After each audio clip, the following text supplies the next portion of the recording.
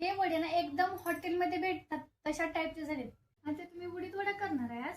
हा, मी आज उडीद वडा करणार आहे, कारण पोरग घरी सुट्टी असेल म्हणून. उडीद वडा मी बनवला ना तेलकटच बनतो, आणि असं मी घेऊन त्याचा आकार तेलात सोडायला की ते मला सोडता पण येत नाही. तर माझ्या सुनाला एवढ्या अडचणी येते त्या वडा करताना. तुम्हाला पण अडचण येते का? उडीद वडा करणं इतका अवघड आहे का? साधा आणि सोपा आहे. कधीच ती चिवट होणार नाही, वाताड होणार नाही, कधी तेल फेणार नाही. वरनं कुसकुशीत, आतनं पोकळा झार असा कुरकुरीत वडा करते मी. तुम्हाला पण डाळ पडदिशी भिजवायची असली एका तासातच असं पाणी कोमट करा. मुगाची आणि तुरीची डाळ आहे, पाणी टाकून घेते, शेंगा टाकते, भोपळा टाकते, टमाटर टाकते. कुकरमध्ये पाणी ओतलं, स्टँड ठेवलंय, त्यात डबा ठेवून घेतली. त्याच्यावर कुकरचं टोपण लावून घेते. 3 शिट्ट्या दिल्या कुकर खाली उतरून घेते. का आपली डाळ अशी भिजली, 1 तास झालं.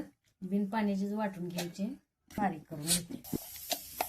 सगळी डाळ अशीच मी बारीक करून घेते. मला मोहरी टाकली, जिरे टाकते, आलं लसूण टाकते, कढीपत्ता टाकते, कांदा टाकते, हळद, आंबारी चटणी टाकते, सांबर मसाला टाकला, धने पावडर, घरचे काळा तिखट, सांबर मसाला टाकते, थोडा कोथिंबीर टाकून घेते, मीठ टाक, जिरी टाकते, आलं थोडासा खायचा सोडा, सगळं मिसळून घेते. असं पाण्यात हात असं बुडवायचं, हातावर घ्यायचं, त्या अंगठ्यानं मध्ये असं हेच पाडायचं, मध्यम गॅसवर काढायचं, 2 मिनिटं गॅसवर पलटून घ्यायचं. एक तळलाय काढून घ्यायचं.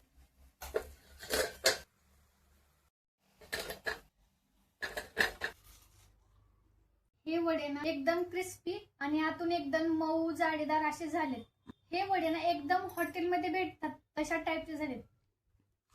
एकच नंबर रेसिपी आवडली.